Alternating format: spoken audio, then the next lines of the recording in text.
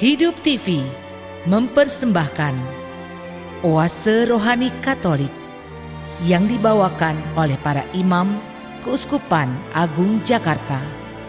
Selamat menyaksikan. Para sahabat Oase Rohani Katolik yang terkasih, apa kabar Anda semua? Senang sekali saat ini saya Mia Syaneta dapat kembali menjumpai Anda dan bersama saya telah hadir di studio narasumber kita bersama. Beliau adalah Romo Jimmy Hendrik Ranci OFM atau akrab disapa Romo Jimmy. Selamat datang Romo Jimmy. Bahagia juga saya bisa berjumpa dengan Janet dan saudara-saudari sahabat Oase Rohani Katolik yang terkasih. Ya, terima kasih kedatangannya Romo. Para sahabat Oase Rohani Katolik yang terkasih, segera saja kita mulai acara ini dan seperti biasa akan dibuka dengan doa oleh Romo Jimmy. Silakan Romo. Marilah berdoa dalam nama Bapa dan Putra dan Roh Kudus. Amin. Bersama dengan seluruh makhluk ciptaan-Mu, kami puji, kami sembah, dan kami muliakan Engkau sebagai Allah Tuhan kami yang menyelenggarakan kehidupan kami. Kami bersyukur terutama Tuhan, Engkau memberkati kami dengan belas kasih dan cinta yang tak terhingga. Engkau memperkenankan kami untuk boleh mengalami kasih-Mu di dalam pesiaran hidup kami. Terimalah ucapan syukur kami ini ya Tuhan. Dan kami dengan penuh kerendahan hati mohon berkat-Mu. Semoga Engkau senantiasa menyertai dan memberkati kehidupan kami. Perkenankanlah kami ya Tuhan pada kesempatan ini boleh merenungkan firman-Mu, boleh hayati firman-Mu, dan juga boleh kami laksanakan dalam kehidupan kami. Sehingga hidup kami juga menghasilkan buah-buah kebaikan. Jadikanlah kami ya Tuhan alat-Mu untuk mewartakan kasih-Mu dalam kehidupan kami, sehingga semakin banyak orang mengenal Engkau sebagai Allah yang berbelas kasih. Inilah kami Tuhan, kami berserah diri, dan dengan penuh kerendahan hati mohon berkat-Mu, karena Engkaulah satu-satunya Tuhan yang kami sembah, kami puji, dan kami muliakan hari ini dan sepanjang segala masa. Amin. Dalam nama Bapa dan Putra dan Roh Kudus. Amin. Para sahabat Oase Rohani Katolik yang terkasih, hari ini saya akan membacakan bacaan dari Kitab Nubuat Hosea bab 14 ayat 2 sampai 10. Beginilah firman Allah. Bertobatlah hai Israel kepada Tuhan Allahmu, sebab engkau telah tergelincir karena kesalahanmu. Datanglah membawa kata-kata penyesalan dan bertobatlah kepada Tuhan. Berserulah kepadanya, ampunilah segala kesalahan, sehingga kami mendapat yang baik. Maka kami akan mempersembahkan pengakuan kami. Asyur tidak dapat menyelamatkan kami. Kami tidak mau mengendarai kuda, dan kami tidak akan berkata lagi, ya Allah kami, kepada buatan tangan kami. Karena Engkau menyayangi anak yatim, beginilah firman Tuhan. Aku akan memulihkan mereka dari penyelewengan. Aku akan mengasihi mereka dengan sukarela, sebab murkaku telah surut daripada mereka. Aku akan menjadi seperti embun bagi Israel, maka ia akan berbunga seperti bunga bakung dan akan menjulurkan akar-akarnya seperti pohon mawar. Ranting-rantingnya akan merambak, semaraknya akan seperti pohon zaitun dan berbau harum seperti yang di Libanon. Mereka akan kembali dan diam dalam naunganku.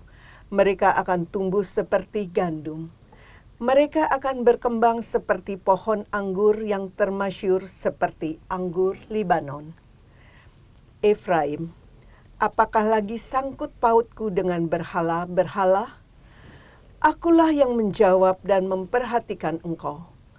Aku ini seperti pohon sanobar yang menghijau, daripadaku engkau mendapat buah. Siapa yang bijaksana, biarlah ia memahami semuanya ini. Siapa yang budiman, biarlah ia mengetahuinya. Sebab jalan-jalan Tuhan adalah lurus, dan orang benar menempuhnya, tetapi pemberontak tergelincir di situ. Demikianlah sabda Tuhan. Syukur kepada Allah. Mazmur tanggapan. Akulah Tuhan Allahmu, dengarkanlah suaraku. Akulah Tuhan Allahmu, dengarkanlah suaraku. Aku mendengar bahasa yang tidak kukenal. Akulah yang telah mengangkat beban dari bahumu dan membebaskan tanganmu dari keranjang pikulan. Dalam kesesakan engkau berseru, maka aku meluputkan engkau. Akulah Tuhan Allahmu, dengarkanlah suaraku. Aku menjawab engkau dengan bersembunyi di balik badai. Aku telah menguji engkau dekat Meribah. Dengarlah, hai umatku. Aku hendak memberi peringatan kepadamu, hai Israel. Kiranya engkau mau mendengarkan aku. Akulah Tuhan Allahmu, dengarkanlah suaraku. Janganlah ada di antaramu Allah lain, dan janganlah engkau menyembah orang asing. Akulah Tuhan Allahmu yang menuntun engkau keluar dari tanah Mesir. Akulah Tuhan Allahmu, dengarkanlah suaraku. Sekiranya umatku mendengarkan aku, sekiranya Israel hidup menurut jalan yang kutunjukkan, umatku akan kuberi makan gandum yang terbaik, dan dengan madu dari gunung batu aku akan mengenyangkannya. Akulah Tuhan Allahmu, dengarkanlah suaraku. Para sahabat Oase Rohani Katolik yang terkasih, mari sekarang kita siapkan batin kita untuk mendengarkan bacaan Injil. Terpujilah Kristus Tuhan, Raja mulia dan kekal. Terpujilah Kristus Tuhan, Raja mulia dan kekal. Bertobatlah sabda Tuhan, sebab kerajaan sorga sudah dekat.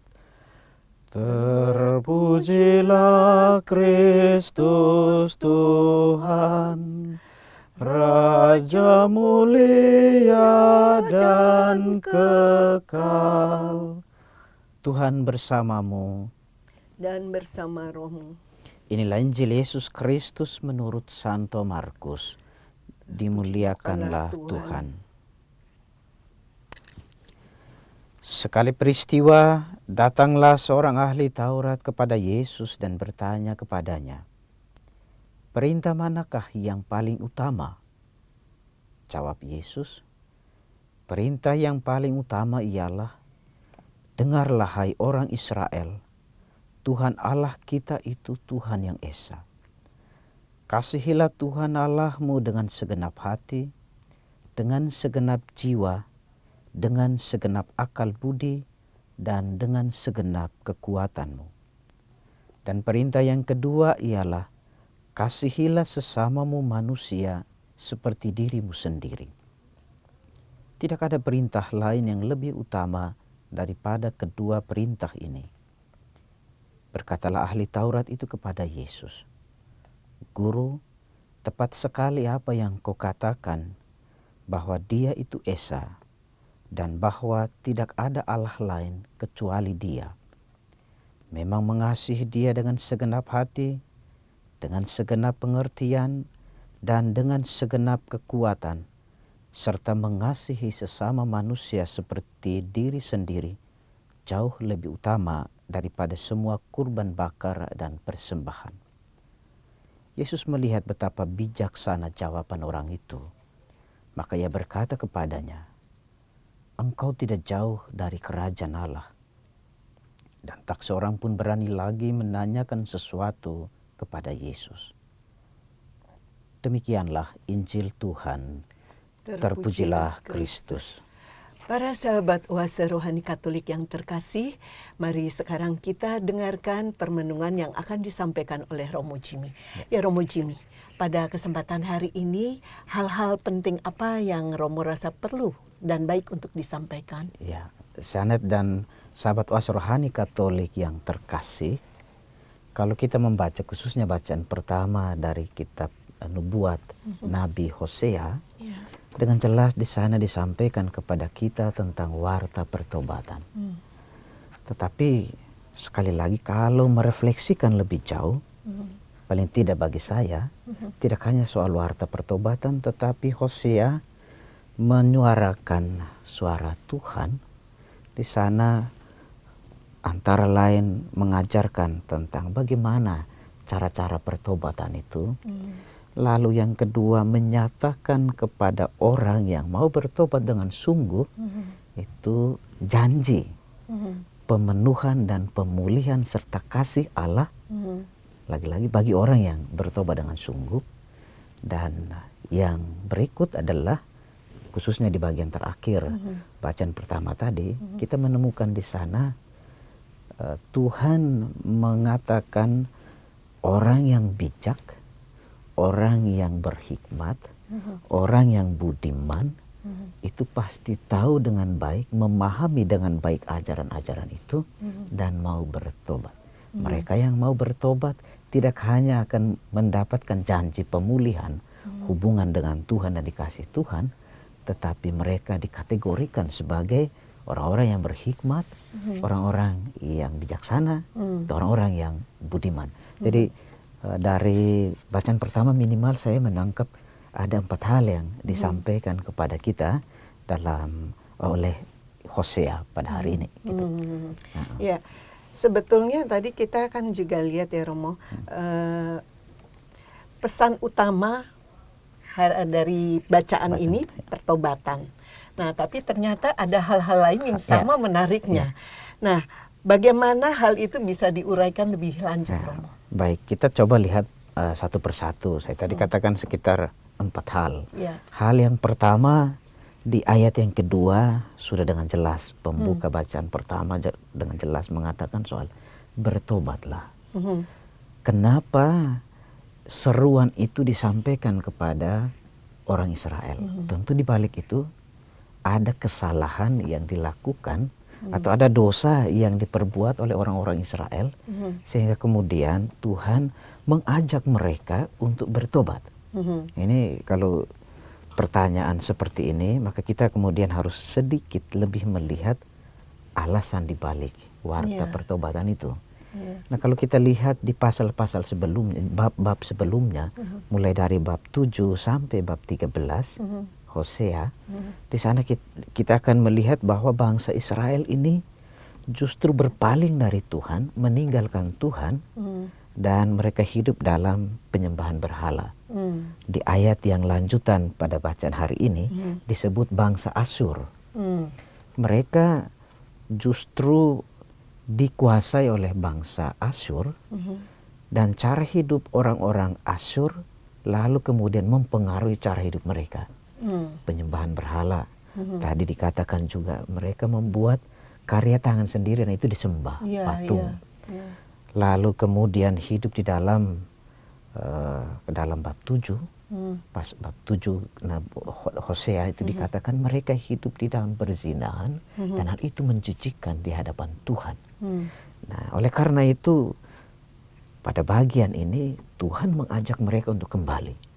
Meskipun mereka itu begitu jauh dari Tuhan, meskipun mereka begitu salah, hidup mereka dipenuhi dengan ketidaksetiaan, ketidaktaatan pada Tuhan, toh Tuhan masih memberikan ruang bagi mereka untuk bertobat. Bertobatlah kepada Tuhan sebab engkau telah tergelincir dari kesalahan, dengan kesalahanmu. Dan Tuhan memakai Hosea untuk menegur mereka itu ya. Hosea nabi dengan jelas dia menjadi perpanjangan mulut Allah untuk mewartakan tentang apa yang dimaui oleh Tuhan. Itu hal yang pertama, warta pertobatan. Nah, hal yang lain, hal yang kedua kita lihat cara pertobatan. Menurut saya cara pertobatan Tuhan itu mengajarkan bahkan orang-orang Israel yang telah berdosa itu di ayat selanjutnya, ayat 3 sampai dengan 4.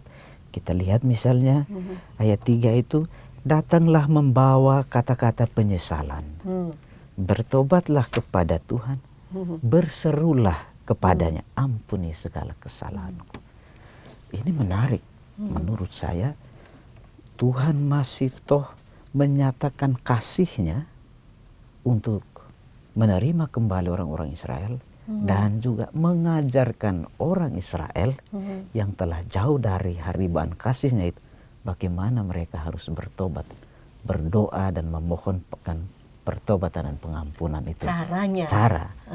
Jadi orang harus mengakui kesalahan, lalu kemudian datang dan mau membangun komitmen untuk hidup secara benar, kembali hidup sesuai dengan kehendak Tuhan.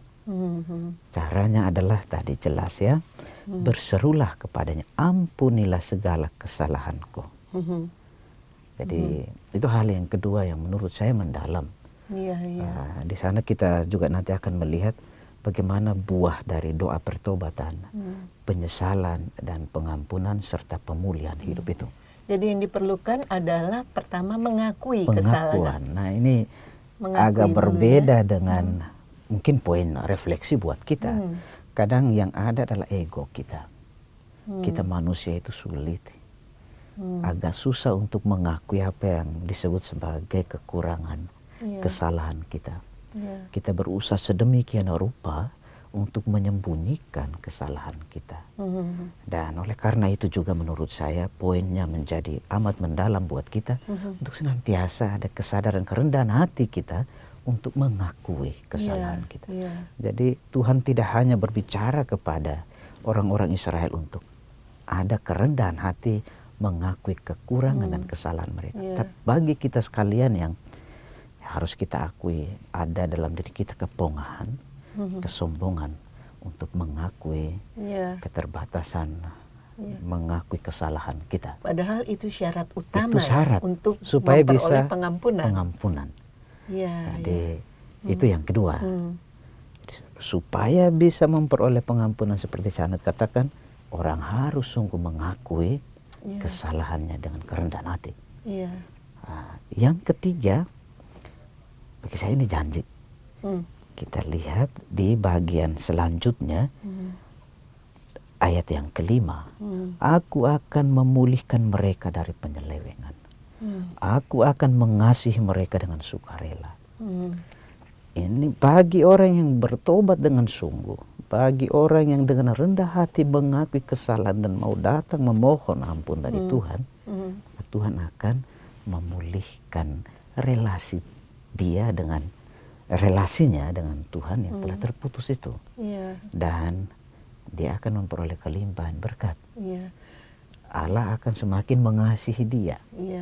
Dan begitu. Ini sangat dimungkinkan karena Romo tadi sempat menyebutkan bahwa Allah itu selalu menyediakan waktu dan ruang untuk orang bertobat. Begitu ya Romo? Persis seperti itu. Allah meskipun kita ini begitu jauh, meninggalkan dia, bahkan melupakan dia karena ego kita, karena kesombongan kita, tapi tetap memberikan kesempatan kepada kita untuk bertobat. Dan kalau kita bertobat dengan sungguh, maka janjinya akan terpenuhi. Kita dipulihkan kembali.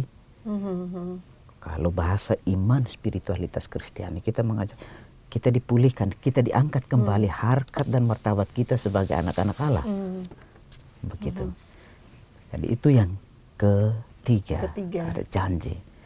Terus yang keempat, sebagaimana tadi saya katakan sebelumnya di pamungkas bacaan hari ini, kalau orang sungguh-sungguh menyadari diri, orang sungguh-sungguh memperbaiki diri, mengakui kesalahan dan mau bertobat dengan sungguh, dia dikategorikan sebagai orang yang bijak, orang yang berhikmat, orang yang dikatakan dalam Hosea tadi, orang yang budiman. Di ayat yang ke-10 tadi, siapa yang bijaksana, ia akan memahami semua itu.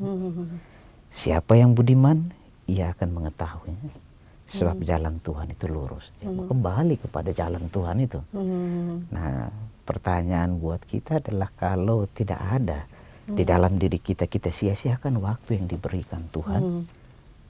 Mungkin juga, bukan pertanyaan, mungkin juga kita dikategorikan sebagai orang yang bukan bijak, orang yang gak berhikmat, orang yang gak budiman kan. Nah, jadi kita memilih jalan kita dan kemudian meninggalkan jalan Tuhan yang sebetulnya jalan lurus. Jadi dikatakan di Hosea ayat 10 tadi. Ya, Romo boleh dijelaskan lebih lanjut yang dimaksud pertobatan sehingga orang bisa berhikmat itu seperti apa? Kita berangkat dari poin yang terakhir ya. Saya katakan bahwa orang yang mengetahui dengan sungguh dirinya sebagai orang yang dipenuhi dengan kesalahan dan mau memperbaikinya, ada komitmen dalam dirinya untuk kembali kepada jalan Tuhan, maka dia bijaksana. Ini letaknya di situ. Dan dihubungkan dengan apa yang tadi saya katakan sebelumnya, jelas. Kalau ada kesombongan di dalam diri kita, maka kesombongan itu lalu kemudian membutakan mata hati kita untuk menyadari kekurangan diri kita. Dan dengan demikian kan kita nggak hidup lagi berdasarkan apa yang dikehendaki oleh Tuhan. Maka menarik kalau kita lihat yang di ayat 3. Bagi saya itu doa pertobatan, doa pengampunan. Maka poinnya menjadi jelas. Di sana ada kira-kira ada banyak hal yang bisa menjadi refleksi buat kita. Doa pertobatan yang pertama adalah orang minta ampun. Minta ampun dari Tuhan karena hanya Tuhanlah yang mampu mengampuni kesalahan orang. Lalu yang kedua, orang mengakui kesalahan. Sekali lagi di sana ada letak kerendahan hati. Ada letak bahwa pribadi yang bersangkutan, pribadi yang budiman, yang bijaksana tadi. Lalu yang ketiga, kita mengakui bahwa Tuhan satu-satunya yang mampu menyelamatkan kita. Tidak ada Allah lain. Kalau bangsa Israel itu sudah terpengaruh cara hidup mereka dengan cara hidup orang-orang Asyur yang menyembah berhala, menyembah Allah-Allah atau ilah-ilah lain yang tidak bisa menyelamatkan mereka, maka doa pertobatan bermakna di situ. Mereka mengakui bahwa hanya Tuhanlah yang mampu menyelamatkan mereka. Nah, oleh karena itu mesti ada di dalam diri kita semangat pertobatan itu. Dan kebetulan kita berada dalam masa puasa, masa retret agung, masa tobat ini. Firman Tuhan hari ini menjadi begitu bermakna. Ya, gitu. Romo, mungkin bagi sebagian orang ada pertanyaan seperti ini. Apa jadinya jika kita tahu kita sudah melakukan kesalahan, namun kita tidak mau melakukan pertobatan? Nah, apakah saat itu bisa terjadi Tuhan menjadi lebih murka sehingga memberikan semacam hukuman? Ya, ini kalau saya mau kembali, pertanyaan ini menarik, saya mau kembali pada bacaan pertama. Kenapa Tuhan mengajarkan orang-orang Israel untuk bertobat? Kadang yang terjadi pemikiran kita sebagai manusia seperti itu. Jalan pertobatan yang ditawarkan itu berarti tidak hanya menyatakan bahwa Allah itu sungguh mengasihi kita dan dia mau relasi kita dengan dia itu baik. Tetapi juga Allah tidak mau kita binasa. Allah tidak mau kita binasa. Kemurkaan Tuhan terjadi itu berarti mendatangkan kebinasaan. Dengan kata lain, kalaupun ada hukuman dari Tuhan, itu lebih fokusnya untuk pertobatan. Jalan pertobatan. Begitu ya, Romo? Persis seperti itu. Ini luar biasa yang harusnya disadari kita sebagai manusia ya, Romo. Jadi selalu kembali lagi seperti yang tadi Janet katakan bahwa selalu ada kesempatan buat kita untuk bertobat. Sehingga kemudian jalan pertobatan harus kita tempuh. Dengan demikian kita menjadi pribadi yang bermartabat di hadapan Allah sebagai anak-anaknya. Begitu. Iya. Nah, Romo juga mengatakan bahwa cara yang Tuhan lakukan agar bangsa Israel bertobat ini juga cukup unik sebetulnya, karena tidak hanya agar mereka bertobat tapi menunjukkan caranya. Termasuk bagaimana berdoa, memohon pengampunan pertobatan itu? Ya. Bisa tolong Romo Jadi perjelas? cara yang unik, jelas ya. Kalau kita lihat atau kalau kita setia membaca kitab suci, mungkin apa yang dikatakan dalam Hosea ini jarang kita temukan di dalam kitab suci. Tuhan mengajarkan cara orang untuk bertobat. Ayat 3 tadi ya, datanglah kepada Tuhan, berserulah kepadanya, ampuni segala kesalahanku. Ini unik, tetapi sekaligus juga menarik, karena Allah yang sebetulnya harusnya tadi mendatangkan murka bagi orang Israel. Mereka sudah mendapatkan janji, mendapatkan berkat, menempati tanah terjanji dan lain sebagainya. Tapi toh meninggalkan Tuhan, Allah masih mengajarkan mereka. Maka semangat atau doa pertobatan lalu menjadi jalan untuk pemulihan kembali relasi yang retak itu. Karena ketegaran hati mereka tinggalkan Tuhan, karena mereka mau hidup berdasarkan cara hidup orang-orang Asyur. Jadi mungkin juga boleh ditambahkan di sini, orang-orang Israel melihat apa yang tampak keluaran dari bangsa-bangsa Asyur, dari bangsa lain, bangsa Asyur dalam hal ini. Kesuksesan bangsa Asyur bagi mereka terjadi karena mereka menyembah ilah lain, Allah lain. Dan oleh karena itu mereka juga tergoda, tergiur untuk melakukan itu. Kadang itu buatan mereka sendiri Iya, gitu padahal ya. itu buatan tangan sendiri Iya, dalam iya. Hosea tadi. Iya.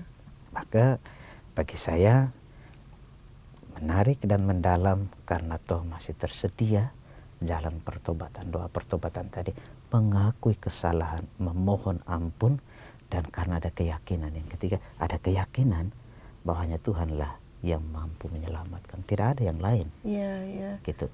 Dan sekaligus memulihkan hubungan Memulihkan tadi hubungan, ya. iya. Romo. Ya, Romo Jimmy, sayang kita harus jeda sejenak, nanti kita lanjutkan lagi perbincangan kita. Para sahabat Oase Rohani Katolik yang terkasih, kami akan segera kembali. Jangan kemana-mana, tetaplah di tempat Anda. Hidup TV mempersembahkan Oase Rohani Katolik yang dibawakan oleh para imam Keuskupan Agung Jakarta. Selamat menyaksikan. Para sahabat Oase Rohani Katolik yang terkasih, terima kasih masih bersama kami di acara Oase Rohani Katolik edisi hari ini. Masih bersama dengan Romo Jimmy Hendrik Krance, OFM, dan saya Mia Syaneta. Bagi Anda yang ingin menyampaikan pertanyaan, kami persilakan untuk menghubungi kami melalui nomor handphone di 0882 9019 0900 atau melalui alamat email kami di orkkaj@yahoo.com. Mari kita lanjutkan perbincangan kita. Ya, Romo Jimmy, tadi sebelum kita melangkah ke bacaan Injil, di sesi 1 tadi, bacaan pertama tadi, masih ada hal lain yang ingin Romo sampaikan? Ini yang mau saya sampaikan berkaitan dengan bacaan pertama itu adalah pertobatan itu bukan hanya soal kerendahan hati untuk mengakui, tapi juga mesti ada penyesalan. Penyesalan. Nah, ini yang terjadi dalam kehidupan kita. Maaf, kalau kita di ruang pengakuan kita mengatakan, saya menyesal atas semua dosa-dosa saya, dan dengan penuh kerendahan hati mohon ampun dan absolusi yang berguna bagi saya. Tapi bagi saya dalam permenungan saya, penyesalan kita tidak akan menjadi berarti, tidak akan bermakna, atau mungkin lebih jauh dari itu, tidak akan mendatangkan rahmat buat kita kalau yang kita sesali itu tidak kita tinggalkan. Yang kita sesali itu masih kita hidupi. Saya ini orangnya iri, dengki, dendam, emosian, macam-macam itu ya, munafik, suka ngata-ngatain orang, sakitin hati orang, saya menyesal. Tapi kemudian yang kita sesali itu masih kita hidupi, di situ tidak, menurut saya sia-sia juga penyesalan kita. Penyesalan hanya akan tinggal sebagai sebuah penyesalan belaka tanpa makna kalau yang kita sesali masih kita hidupi. Maka jalan pertobatan itu lalu harus diikuti dengan tadi ya, penyesalan dan membaharui diri supaya kita dipulihkan. Saya yakin, saya ingat akan apa yang dikatakan oleh Rasul Yohanes, 1 Yohanes bab 1 ayat 9. Kalau kita sungguh mau bertobat dengan kita mau bertobat dengan sungguh, maka Tuhan akan membebaskan kita, mengampuni kita dari segala kesalahan. Atau di Yesaya bab 55 ayat 7, orang fasik, orang yang jahat, tinggalkan itu, Tuhan melimpahkan berkat dan ampun bagimu. Dan walaupun itu tidak mudah loh Romo ya. Cukup sulit, tetapi sekali lagi makna cara Tuhan memberikan kepada kita hari ini adalah berdoa mohonkan itu. Tentu juga kita mohon, saya ini orang yang lemah, yang seringkali jatuh dalam dosa dan kesalahan yang sama. Dalam kelemahan keterbatasan saya, Tuhan mampukan saya supaya saya teguh dan kuat untuk tinggalkan dosa-dosa saya. Meskipun sederhana, tapi sulit memang. Ada hal penting yang Romo ungkapkan tadi, agar kita bisa dan kita mampu untuk meninggalkan lah, paling enggak kita tidak kita berusaha dulu maksud saya. Nah itu kita perlu kawal dengan doa gitu ya. Romo. Saya kalau berkaitan dengan ini juga saya ingat akan apa yang cerita tentang para murid yang mau menyembuhkan salah seorang anak yang kerasukan. Mereka nggak bisa. Lalu kemudian Yesus turun dari bukit Gunung Tabor baru bisa menyembuhkan itu. Lalu para murid sesampainya di Kapernaum bertanya kepada Yesus, Yesus kenapa kami nggak bisa? Yesus lalu katakan apa? Hal ini hanya bisa diatasi dengan doa. Maka karena kelemahan keterbatasan kita tahu seringkali kita gampang emosi. Setiap hari bahkan hari ini, detik ini kita minta Tuhan, saya mampukan saya supaya saya bisa ini, tapi kemudian kita kembali lagi. Maka jangan jemu-jemu untuk memohonkan rahmat, contoh kesabaran itu dari Tuhan. Hal ini hanya bisa dilakukan dengan doa, berserah diri pada Tuhan, bersama Tuhan, segala sesuatu mungkin. Dan disertai niat ya Romo. Persis, komitmen. Dan sekarang kita beralih nih Romo, di bacaan Injil tadi. Hukum kasih, apa sih kaitannya dengan bacaan pertama Romo? Ini menarik. Bacaan pertama tentang pertobatan, bacaan kedua dialog Yesus dengan ahli Taurat, berbicara mengenai hukum utama dan pertama atau yang penting bagi orang Israel. Nah, Yesus menjawabnya dengan mengutip kitab Ulangan bab 6 ayat 4 dan seterusnya, atau juga Imamat bab 19 ayat 8. Nah, relasinya menurut saya di sini. Dosa seperti kita lihat dalam bacaan pertama itu adalah retaknya relasi kita dengan Tuhan dan sesama. Supaya kemudian terjalin kembali relasi yang putus atau retak itu, maka mesti ada pertobatan. Pertobatan yang bagi kita adalah kita kembali menjalin relasi dengan Tuhan, hidup di dalam kasih. Maka warta Injil di situ korelasinya menurut saya. Kesadaran bahwa relasi kita dengan Tuhan udah putus, retak karena kedosaan kita, kita kembali dan kita lakukan amanat Tuhan. Ini hukum yang paling utama. Kasihi Tuhan, kasih sesama dengan segenap hati, dengan segenap akal budi, kekuatan, pengertian. Ini mendalam menurut saya kalau kita bicara tentang kasih. Dengan kata lain, kasih itu juga menjadi dasar utama untuk bisa membaiknya relasi dengan Tuhan maupun dengan sesama. Gitu. Tidak cukup hanya bertobat ya Romo. Tidak cukup hanya sesal dan bertobat. Kalau kemudian tidak ada pijakan, menurut saya kasih lalu menjadi pijakan kita untuk kembali menjalin relasi dengan Tuhan dan sesama itu. Begitu. Nah, bagaimana pendapat Romo tentang orang yang merasa mengasihi Tuhan, tapi dalam kehidupan sehari-hari itu justru kasih terhadap sesamanya itu tidak tampak atau kurang sekali? Ini pertanyaan ini saya juga kemudian ingat apa yang disampaikan oleh Rasul Yohanes. 1 Yohanes bab 4 ayat 20 dan seterusnya. Dikatakan di sana, barang siapa mengatakan mengasihi Allah tetapi tidak mengasihi sesama, itu dia adalah orang yang berdusta. Dusta. Dia adalah seorang pendusta. Mau mengatakan bahwa kalau kita mengatakan kita mengasihi Allah, tentu kasih Allah itu kemudian akan nampak di dalam relasi kita dengan sesama atas dasar kasih itu. Bolehkah dikatakan bahwa relasi kita dengan sesama itu justru menunjukkan juga seberapa kita mengasihi Tuhan, begitu? Ya, persis demikian. Jadi kalau kita mengatakan kita mengasihi Tuhan, itu akan menjadi nyata di dalam kehidupan kita dengan orang lain. Jadi ada yang mengatakan begini juga, atau dia tahu mengasihi Allah itu konsep pemahaman pengertian mengenai mengasihi Allah itu luar biasa.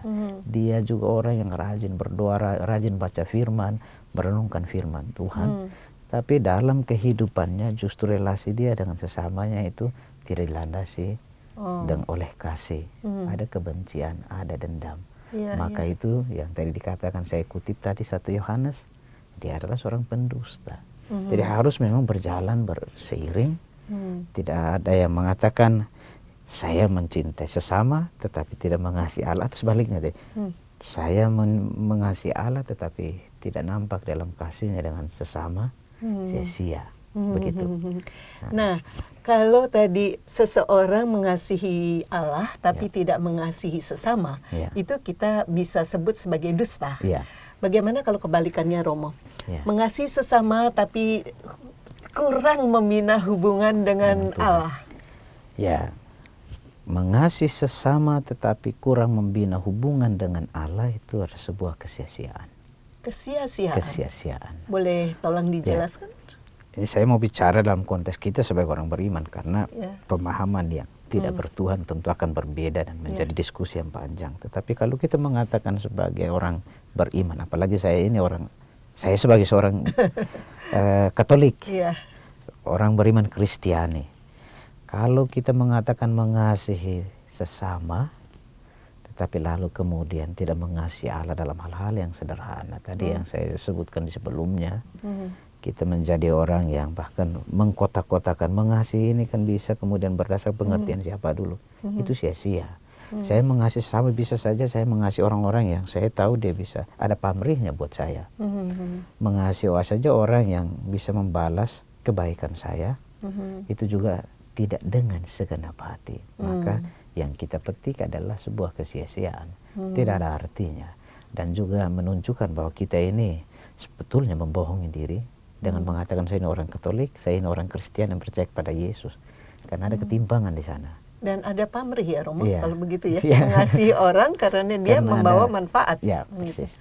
Nah, sebetulnya mengasihi yang paling pas nih sebagai orang Katolik dalam hal ke sesama dan ke Allah Bapa, itu sebetulnya ada dong, Romo, sebetulnya yang baiknya itu seperti apa gitu. Nah, kalau saya sebelum menjawab itu saya mau melihat totalitas yang tadi dikatakan oleh Yesus dengan mengutip kitab Ulangan itu ya. Dengan segenap hati, dengan segenap jiwa, dengan segenap akal budi dan kekuatannya. Seluruh diri itu diarahkan atas nama kasih dalam membangun relasi dengan orang lain. Hal yang sederhana adalah ketika orang misalnya mengatakan bahwa dia itu begitu mengasihi keluarganya, mengasihi suami, mengasihi istrinya, tetapi kadang yang ada adalah marah-marahan. Lalu ketika ditanya kenapa sih marah mulu, itu bentuk perhatian, bentuk kasih saya, karena kamu udah salah, saya mau tunjukkan jalan. Menurut saya juga bukan jalan yang tepat. Jadi bagaimana unsur mengasihi itu disampaikan dengan baik, sehingga orang kemudian juga lalu merasakan ketenangan dan ketenteraman. Itu dikatakan oleh Paus misalnya berkaitan rekomendasi Paus puasa. Itu misalnya kita puasa dari kata-kata yang menyerang, kata-kata yang menyakitkan. Karena kadang tanpa kita sadari, kata-kata ini kan sabda firman. Kata-kata yang kita sampaikan bisa menyesakkan orang, membawa penderitaan, membawa beban juga buat orang lain. Maka yang kita sampaikan harusnya kemudian menyejukkan orang. Sehingga dalam persoalan keluarga tadi kan, ya katanya mau memperhatikan. Tapi kok kemudian dengan nada yang berbeda. Atau ada sebaliknya yang terjadi. Katanya mengasihi keluarga, tetapi di dalam justru keluarga enggak. Dia lebih, kalau di luar tampaknya lebih wah. Tampaknya dia lebih berpengertian terhadap orang lain. Dia menjadi jempolan di luar rumah. Tapi kembali ke rumah juga sama. Menurut saya ini juga ketimpangan. Maka lalu wujud nyata atau kita ketika bicara tentang hukum utama dan terutama, Yesus mengatakan tidak ada hukum lain daripada itu selain hukum kasih. Maka sekali lagi kita membohongi diri kita. Pasti juga tidak ada ketenangan di dalam diri orang yang bersangkutan. Yang ada adalah kemunafikan, berpura-pura hidup tenang, hidup baik, tetapi sesungguhnya ada gejolak yang luar biasa dalam diri karena dia tidak mengimplementasikan, mewujudkan kasih itu dengan baik dalam relasi dengan Tuhan. Karena dia tahu dengan sesama, karena dia tahu Tuhan menghendaki supaya dia bisa berbuat baik, mengasihi. Dan itu berarti apa yang dilakukan juga menjadi sia-sia. Menjadi sia-sia. Begitu. Ya Romo, ini agak sedikit keluar. Tapi saya tertarik untuk menanyakan, khususnya dalam sekarang sistem demokrasi di negara kita nih Romo, terjadilah perbedaan pilihan dan sebagainya. Nah, acap kali itu kan saling menghujat ya Romo, yang kalau kita temukan di medsos maupun di dalam masyarakat. Nah, bagaimana atau apa saran Romo bagi umat Katolik nih? Mereka kan juga tentunya diminta untuk aktif berpolitik lah sebagai umat Katolik. Tapi bagaimana kita bisa membatasi dan bagaimana kita bisa menampakkan tetap ciri kekatolikan kita? Ketika kita bicara mengenai kita berada dalam konstelasi politik yang juga cukup luar biasa ya. Ada hujat, ada hoax dan lain sebagainya. Ketika kita tahu hal itu nggak benar, lalu kita ikut juga, kemudian mewartakan yang benar. Menurut saya ini bukan ciri orang Katolik. Atau karena perbedaan politik, lalu kemudian kita membenci sesama saudara kita, apapun agamanya. Menurut saya jangan pernah kita bangga sebagai orang Katolik. Namanya pesta, sebuah hajatan, perbedaan politik bukan perbedaan pilihan, bukanlah sebagai jalan untuk kemudian memecah persekutuan di antara kita. Bukan juga menjadi jalan di mana kita tidak bisa membangun relasi dengan sesama saudara kita. Kita tetap dipanggil untuk menerima siapapun, menghargai perbedaan pilihan, karena itu adalah hak asasi saudara kita. Pilihan kita tentu berbeda dengan dia, tetapi bukan karena pilihan yang berbeda, kita lalu kemudian mengasingkan dia dalam relasi kita. Apalagi sampai kemudian ikut menghujat, ikut menyebarkan fitnah.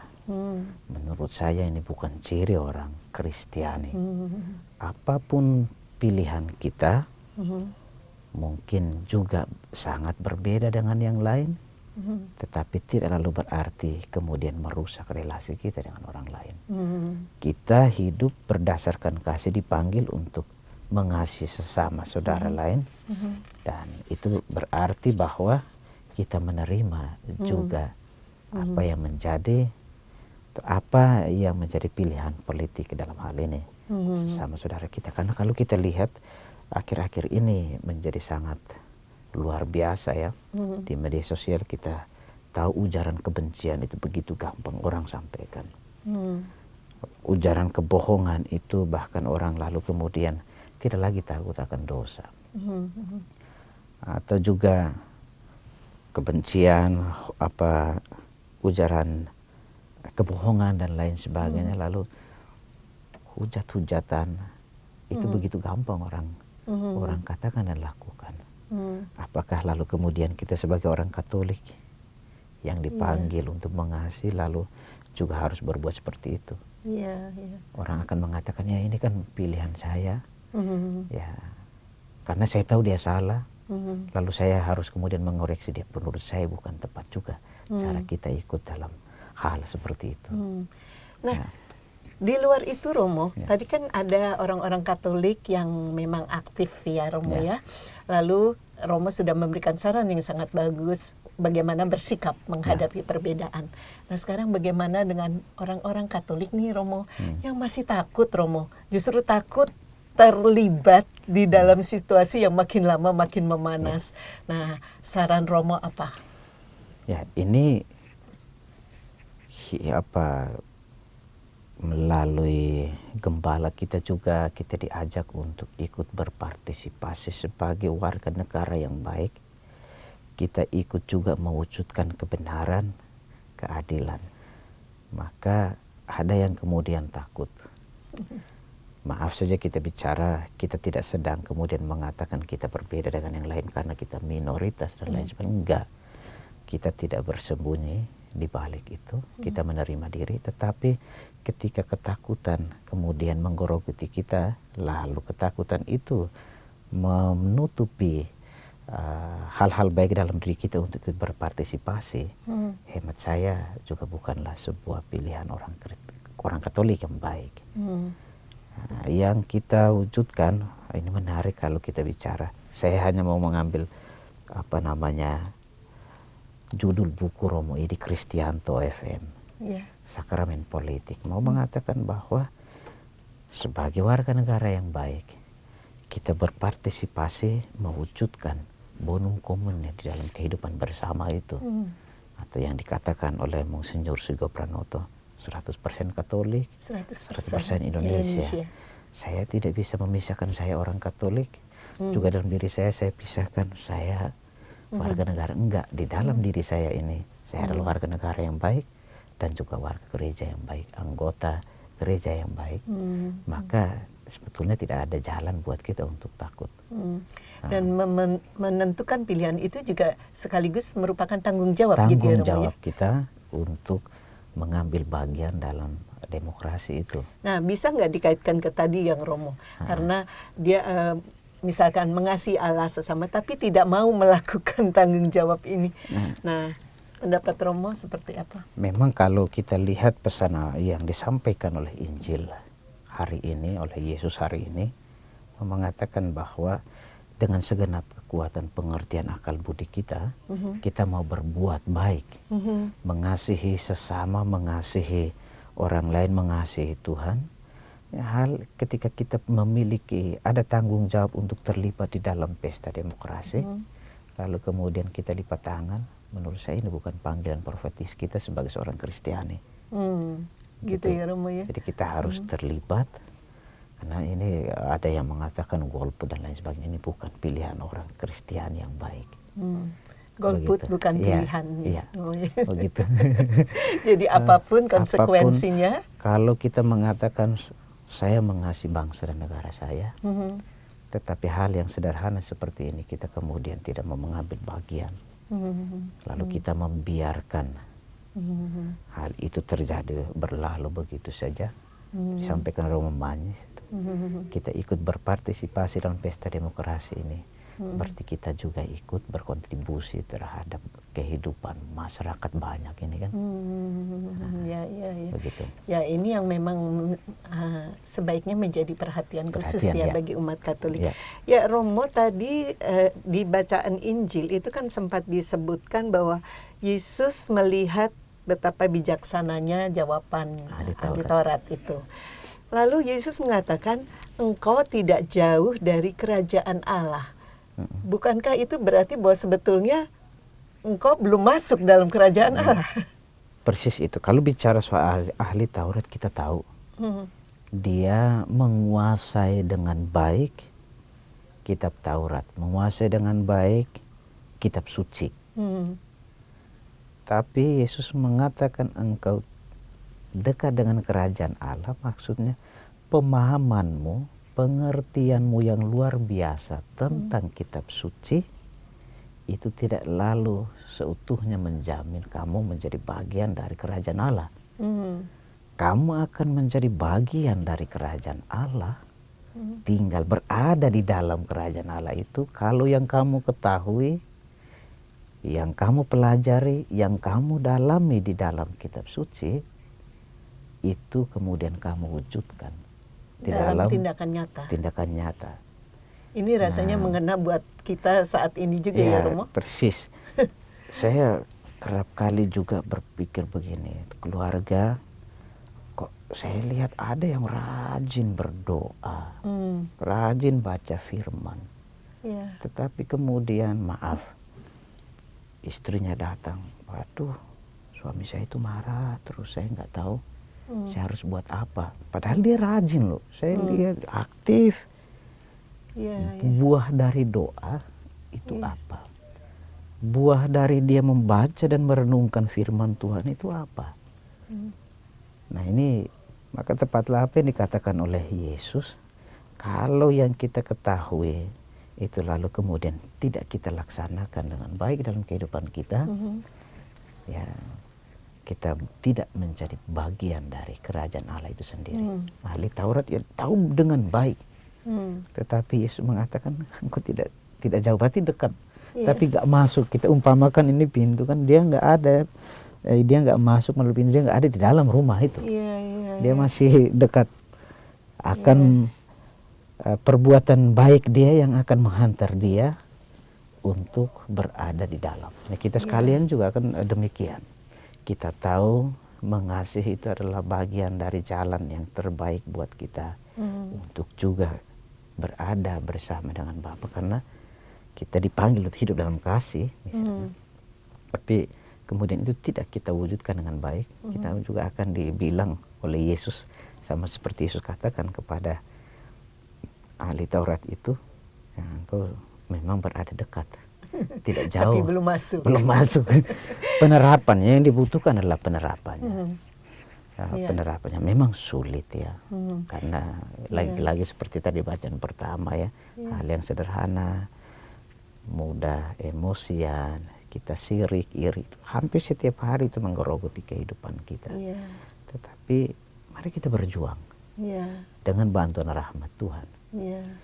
Dalam konteks masa prapaskah seperti ini, menurut saya masa di mana kita sungguh-sungguh menyadari diri sebagai yang tak terbayang ringkih, lalu kemudian mencoba untuk meminta bantuan Tuhan. Kalau tanpa Tuhan, menurut saya juga kita tetap hanya berada di luar itu.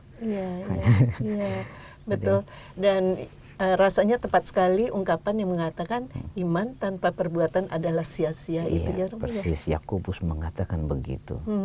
Iman tanpa perbuatan pada hakikatnya adalah mati.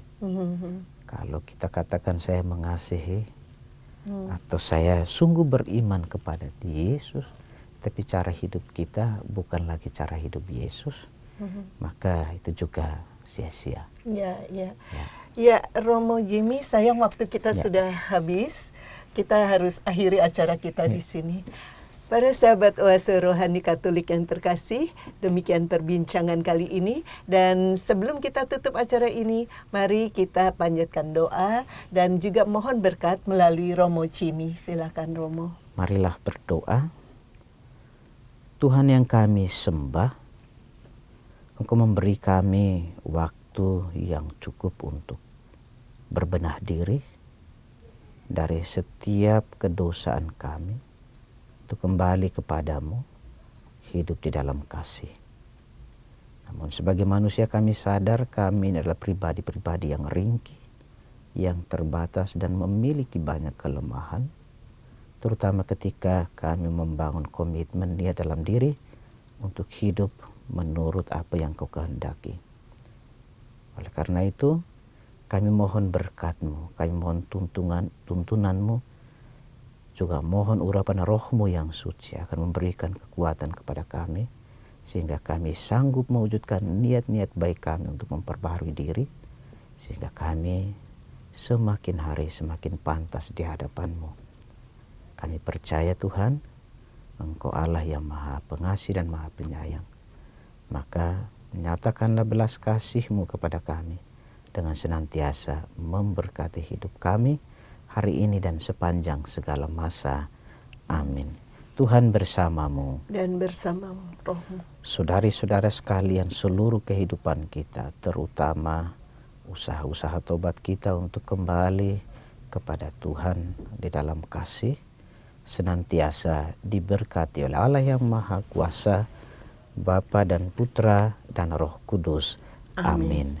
Terima kasih Romo Jimmy. Sama. Para sahabat Oase Rohani Katolik yang terkasih, demikian perbincangan kita hari ini. Semoga banyak manfaatnya bagi Anda semua.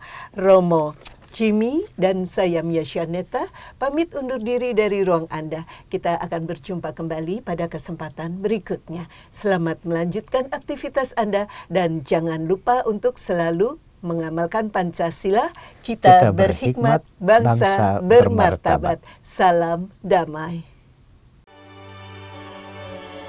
Demikianlah Oase Rohani Katolik yang dibawakan oleh para imam Keuskupan Agung Jakarta.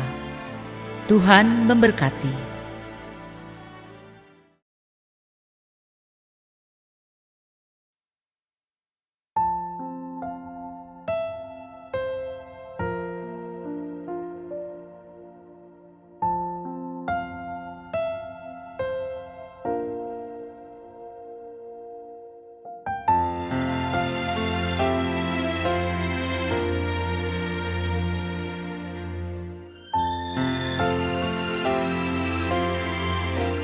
When I survey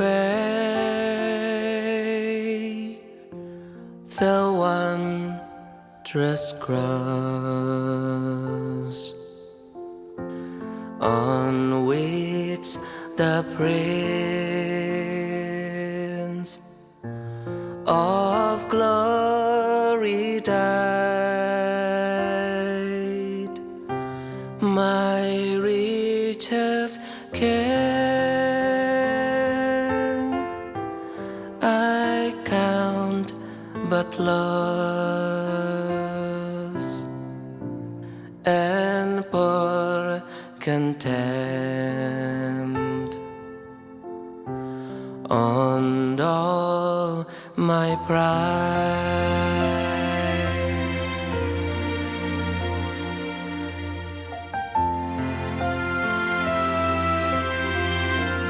Forbid it, Lord, that I should boast, save in the death of Christ my God. All the vain things that charm me most, I sacrifice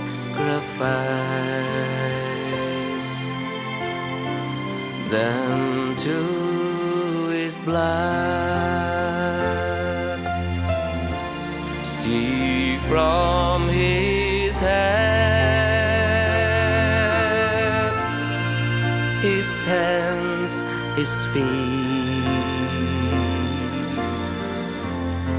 sorrow and love flow mingled down. Did earth such long and sorrow meet, or thorns compose, so reach a crown.